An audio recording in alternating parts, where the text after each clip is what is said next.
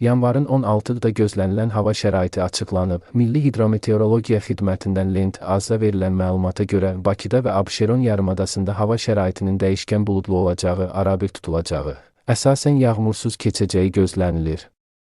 Mülayim cənub-qərb küləyi axşam şimal-qərb küləyi ilə əvəz olunacaq.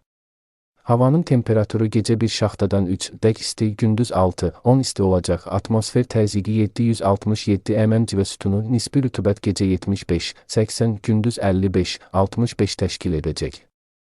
Azərbaycanın rayonlarında havanın əsasən yağmursuz keçəcəyi gözlənilir. Bəzi yerlərdə arabir duman olacaq. Qərb küləyi əsəcək.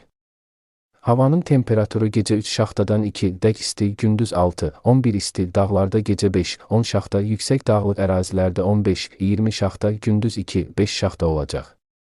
Gecə və səhər bəzi dağlıq ərazilərdə yollar buz bağlayacağı ehtimalı var.